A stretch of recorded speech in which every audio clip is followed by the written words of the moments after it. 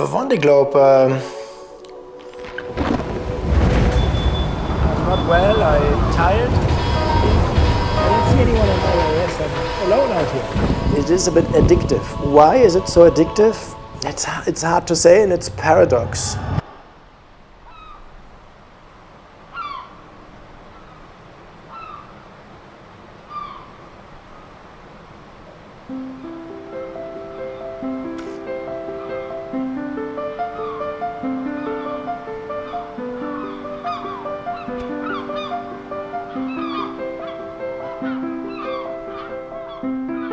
There couldn't be a greater contrast of this upcoming race start. There were so many people cheering up the boats and skippers, and then a few hours later you're alone and it's night and you're not seeing anything outside. You're not coming? I can't come with you, I'm afraid. I don't know how to look forward to. I kind of always like to see the familiar faces of the team. But on the other hand, I try to stay in my tunnel and exclude a little bit the outside world. Quick handshake, jump on the boat and go. That's how I see it.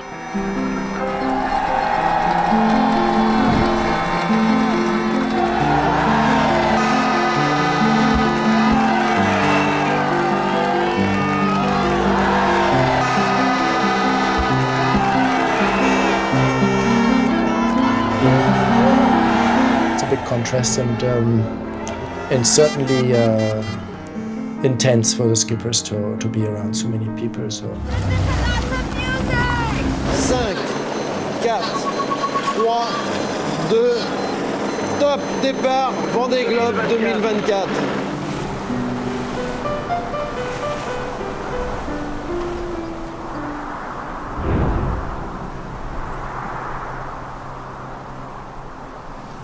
And now we're officially alone.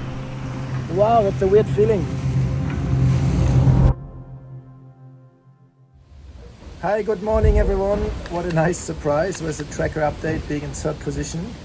And such a calm morning. Let me have some good rest, and I had some quite good deep sleep this morning with some dreams. And then after that extra sleep, I open the tracker and I see us in third. So sleeping to third, that sounds like a joke, but it's a nice surprise this morning.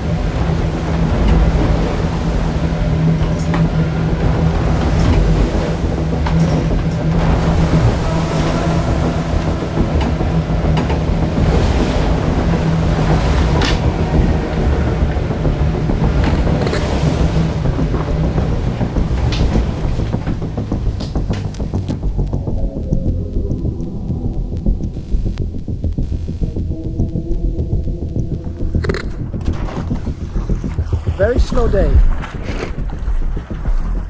Oh well.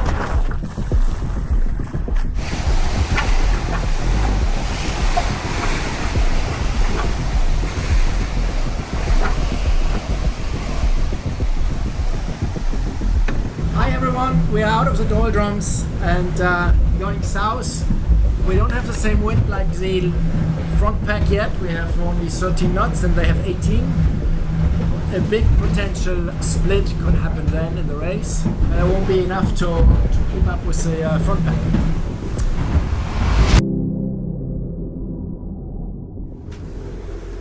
You know, it's kind of admitting that's it. We lost the train. We search our destiny elsewhere, and we're in a different game than the others now. I was a bit on the back foot on the rankings from the beginning, and the ranking is what triggers the most emotions for the race sailor. You're on first, you're on the top of the world, and then dropping off, losing miles, that's what depresses us, and we could cry and be very sad. I physically feel it when I'm better positioned or worse. It's like it existentially touches me to be good or in the ranking or not, or losing miles or gaining miles, but then you can also switch that off. I can try, and I was just far behind from the beginning, so I swallowed that pill early on, and then it was just very kind of realistic, okay, I take any mile I can get and let's just try to do the best out of it. It's very easy for the mind to draw the attention to the potential risk of getting left behind in the race. Such a beautiful preparation, a new boat prepared for 4 years. The others go at 20 knots and here we are. It makes me a bit sad. But I kept the eye mask on a little bit and said, what do I want to look at when I get up? And I wanted to get here to this spot and feel the fresh air. I had to find the pleasures a bit elsewhere and maybe in a more sustainable way, just taking every day by itself and one day after another. There's no point of getting worked up with that too much. If it's not possible, it's not possible. Only 48 hours ago we were next door with Benjamin Dutroux and are now, I think, almost 200 miles ahead of him. So great gains in the middle of the fleet here. The next one on the list is Sam Davies. And then there were the races within the race. For the first time we're going very fast. I should hopefully catch up with Clarisse or Justine. Come on! Here's Justine and Clarisse. Boris, il commence à bien décoller, je vais vous montrer ça. Where was it? I just saw her, Justine, there. Et voilà, l'ami Boris. Ouh, bon décollage. Nice acceleration there. We passed Justine and Clarisse yesterday. No losses over the night, no gains either, but it's fine.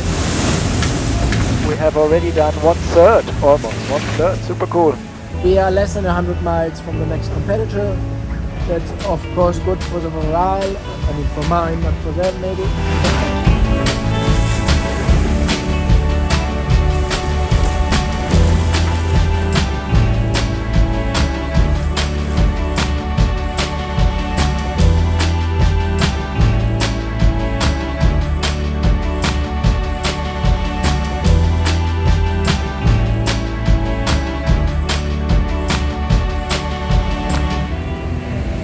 Teamwork, Malizia, est-ce que tu me reçois?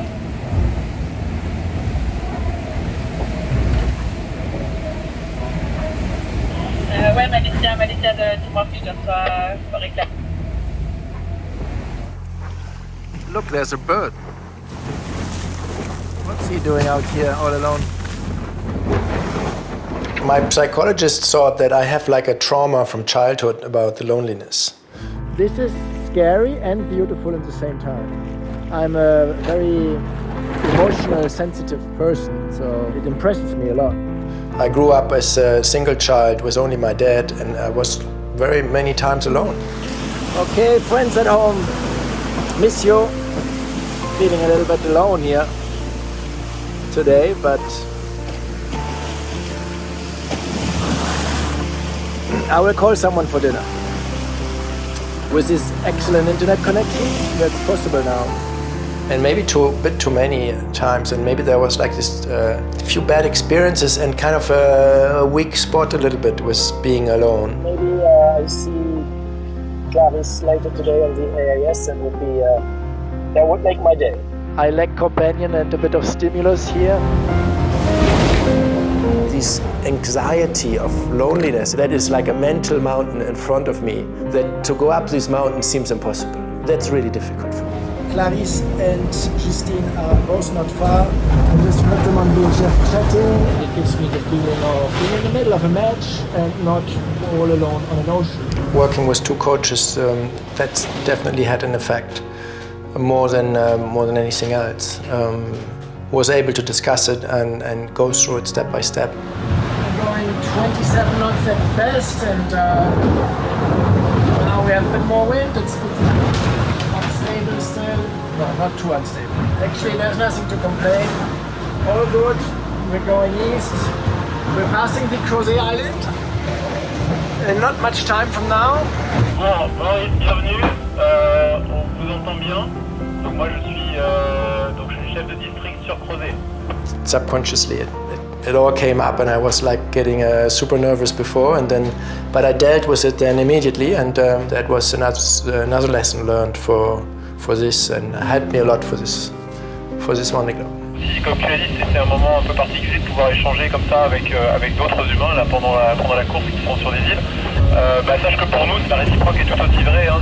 Et pour nous ici, c'est l'heure de l'apéro, donc on boira une bière à ta santé, Boris. Gesundheit.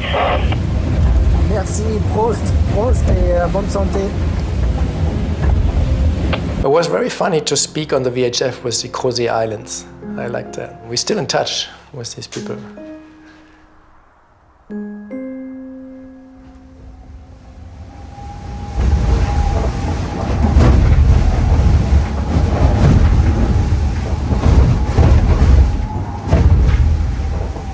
So yeah, we are here, Southern Ocean. We are right in the game. It is rougher, much rougher than I remembered, and we'll now adapt to this.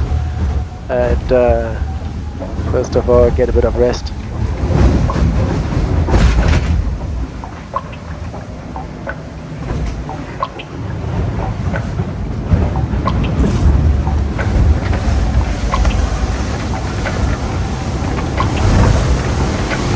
The faster you sail, the more inhumane it becomes.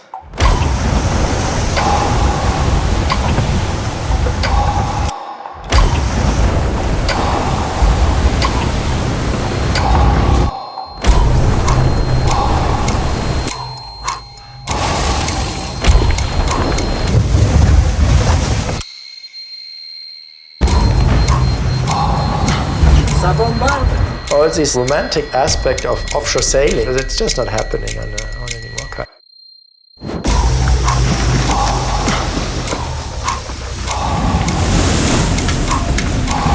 Wow, 35 knots.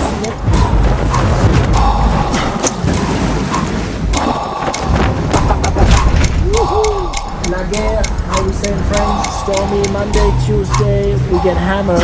You're just thinking about how can I go faster all the time, just trying to go fast. That's very grueling. Yeah, this can be over, this is enough.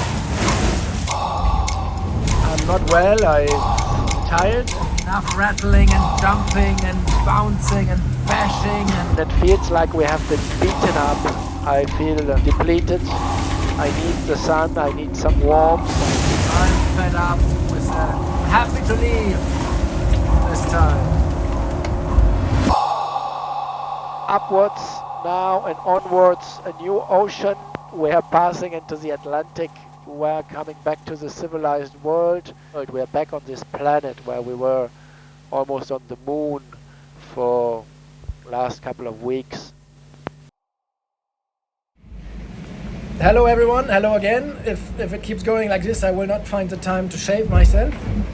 It was now a few hours occupied by to prepare the mast climb, to put my J2 back up, and then keep sailing. Sounds easy, but I'm not so à l'aise.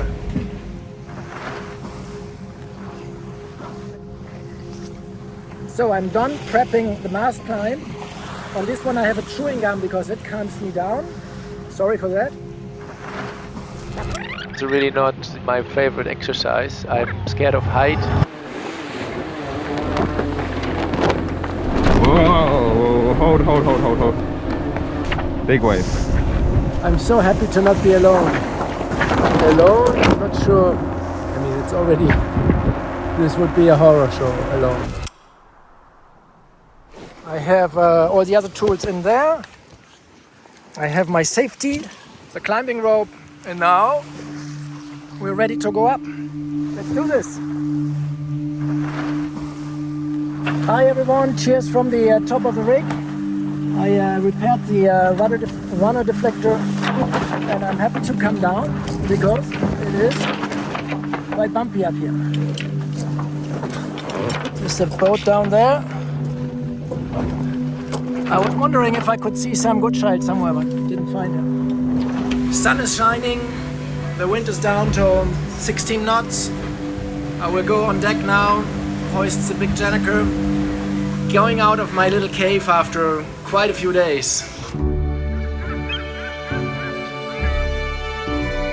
been kind of longing for these conditions where I get to go outside, get to see something, get to hear different sounds. Actually stick my head out and see a bit the ocean. This is probably how people enjoy sailing, like looking over the ocean. Beautiful. Spectacular nature. And even the light is kind of fascinating. When I was broken everywhere a bit and going slow, then I had more time to go on deck and enjoy because I was a bit slower, there was not much wind. The boat had smaller sails up. And it was easier to then enjoy the landscape. Wow, this scenery is amazing. I have a secret to tell you. When I did my sail change this morning, I went on deck naked.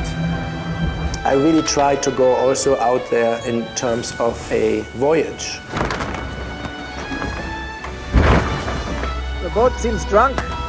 Something can break. Your bowsprit breaks in the first week and you're out of the race, but you can still do the voyage. Hi everyone, January 16th. It's not a lucky day. Something hit my port foil and the port foil is broken.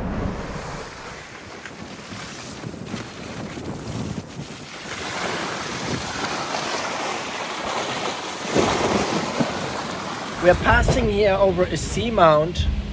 Pretty impressive. It's only 20 meters deep. That must be incredible underwater. Here it's 4,800 meters.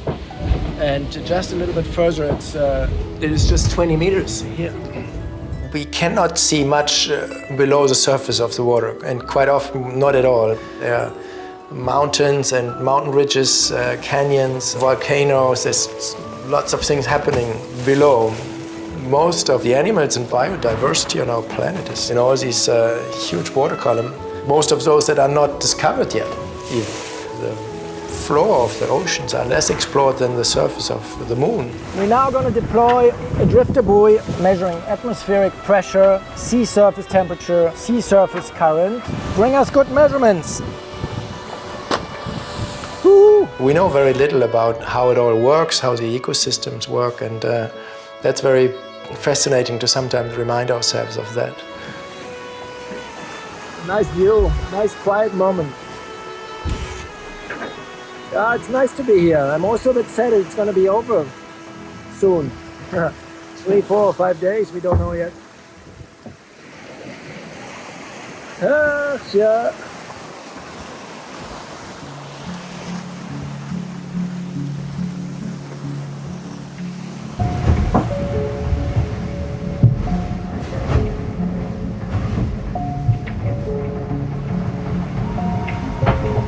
Pretty impressive waves when I look out the window. I just had 57 knots, so... It's like, haha, you think you have done the worst, but now here we show you what can come. It's not over until it's over. Yeah, please don't give us much more wind or waves. A bit more is forecasted to come, but I hope it's gonna stay manageable. I'm happy when this is over. I'm a bit tense.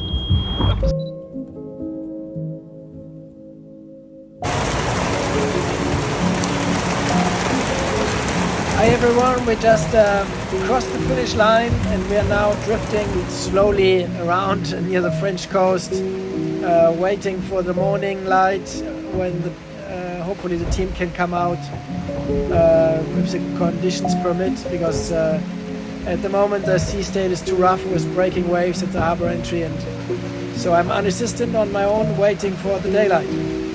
But that's fine, we had a good call, good laugh with the team chatting. So it's raining and front is going over, and I'm happy that this battle is over.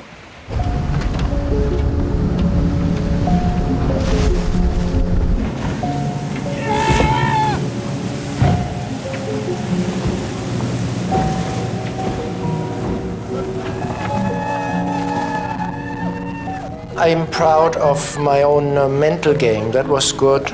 Basically now I feel more resilient, more prepared to accept challenges and difficulties. I I think the Vendée Globe is a race, but it's also a technological and human endeavor or challenge. You suffer moments where you think you are so stupid to have decided to go here. If the Vendée Globe was easy, many people would do it, huh? Wow, look at this snow! And there are other moments where it's a bit like being on drugs. Wow, I still can't believe this day. Crazy. Crazy, crazy, crazy. It's inhumane in a way, but wouldn't want to miss it.